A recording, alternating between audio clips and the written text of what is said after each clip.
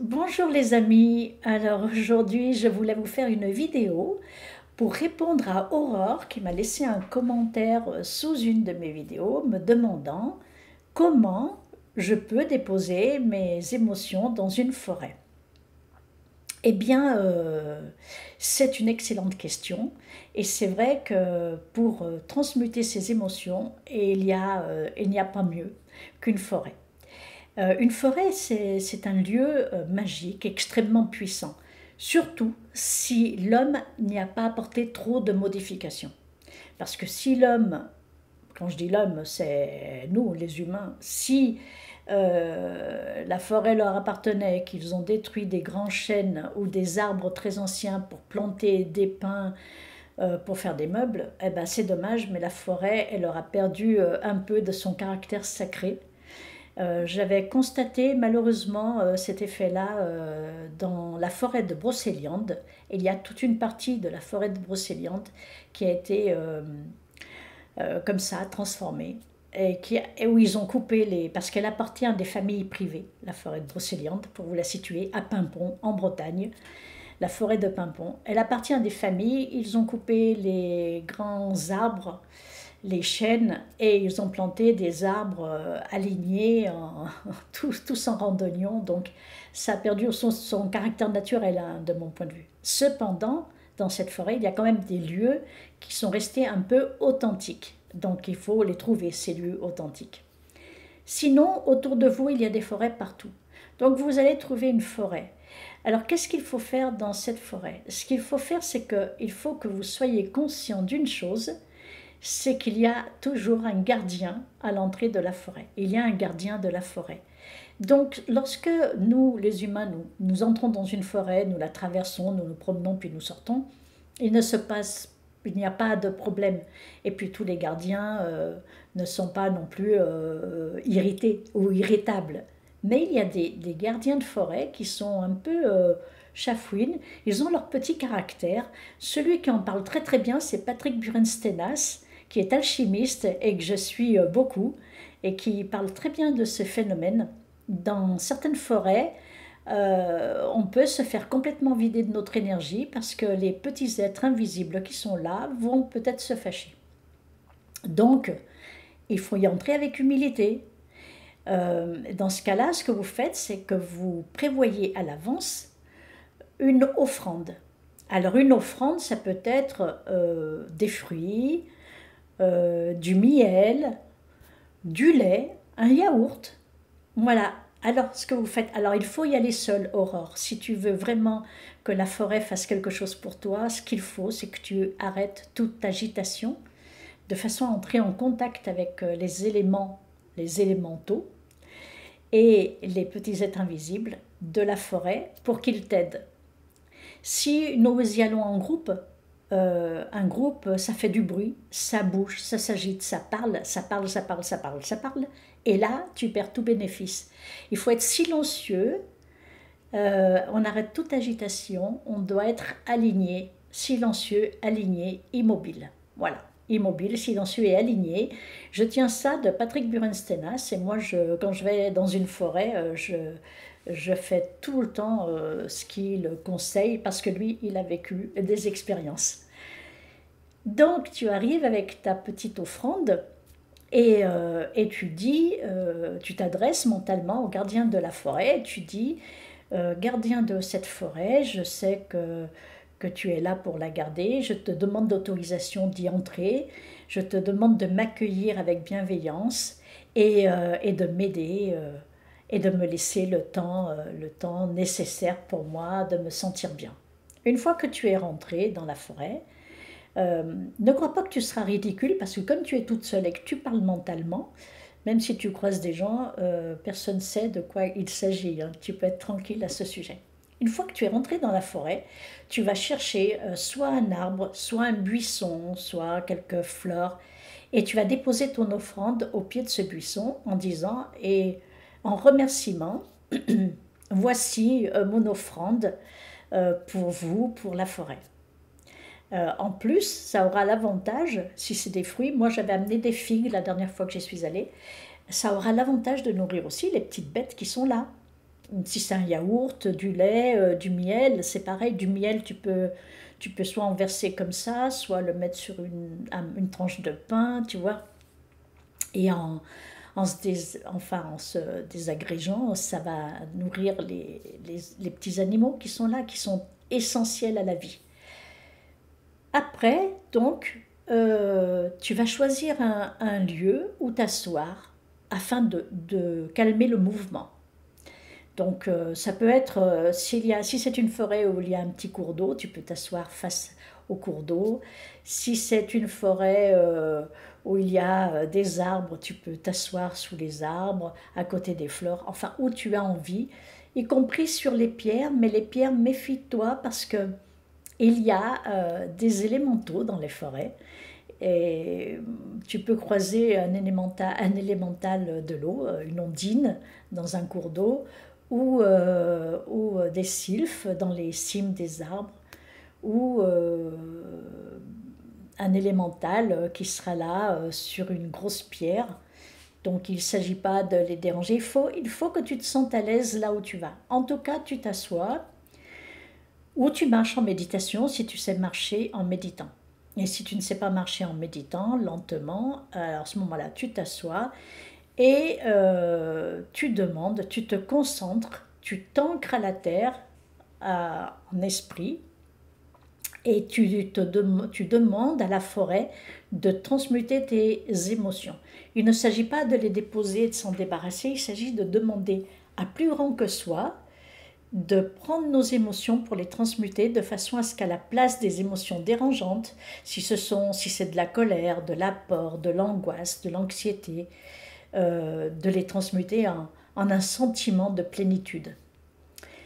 Et tu respires lentement, tu inspires, tu respires, tu te concentres sur toi et tu demandes cela. Et c'est quand tu te sentiras mieux que tu vas partir. Ce que tu peux faire aussi pour aider tout ça, c'est choisir un arbre. Donc tu ne vas pas le choisir au hasard, l'arbre. Tu vas regarder autour de toi et à un moment donné, ton regard va se poser sur un arbre. Et ça veut dire que l'arbre t'aura fait coucou. Et dans ce cas-là, tu vas aller vers l'arbre et tu vas le prendre dans tes bras. En collant ton cœur contre son tronc. Parce que les arbres sont extrêmement puissants et ils peuvent prendre toutes tes émotions, les absorber, les envoyer grâce à leurs racines dans la terre et te donner en échange une très grande force, un très grand soulagement. Donc tu prends l'arbre dans tes bras et, et tu lui fais cette demande-là juste tu peux être dans le ressenti. C'est quelque chose que je fais de temps en temps aussi. Alors moi, lorsque je suis allée dans une forêt à côté de... comment elle s'appelle? La forêt de la Roche-Mathiol, peut-être bien, ça s'appelle comme ça, parce qu'il y a une roche. En fait, il n'y a pas une roche, il y a un amas de rochers. C'est un ancien site druidique. Et ce que j'ai constaté, c'est que des gens qui étaient assis là depuis quelque temps, quelques heures, se sont à un moment donné sentis très fatigués, très très fatigués, parce que moi je ne sais pas ce que les druides faisaient sur ce site, hein, mais peut-être faisaient-ils des sacrifices, je ne sais pas. En tout cas, c'est très embêtant, par exemple, quand on ignore ce qui se passe, que nous soyons là en toute ignorance, en toute méconnaissance de la chose et qu'on se mette en danger. Alors évidemment, il n'y a pas un danger immédiat de mort, hein, mais il y a une grande fatigue. J'ai vu des gens qui ne pouvaient pas reprendre leur voiture pour repartir parce qu'ils étaient très fatigués. Et je leur avais dit, sortez de la forêt, mettez-vous au soleil et attendez quelques instants de vous recharger. En fait, ils avaient été vidés de leur énergie sur ce site-là. Donc, il faut faire attention à ce que l'on ressent. D'une façon générale, moi, dans les forêts, je me sens particulièrement bien. C'est un endroit qui me convient parfaitement. Donc, tu peux déposer, Aurore, tes émotions de cette façon-là. C'est-à-dire que tu peux demander la transmutation de tes émotions. La forêt va prendre, que ce soit je ne sais pas, tout ce qui bouge, toute l'énergie qui bouge, va prendre tes émotions dérangeantes et vont te donner à la place un sentiment de satisfaction, un sentiment de bien-être. Lorsque tu éprouves ce sentiment de bien-être et que tu veux repartir, tu dis merci à la forêt, merci. Et puis voilà, et tu te donnes la possibilité d'y revenir à un autre moment.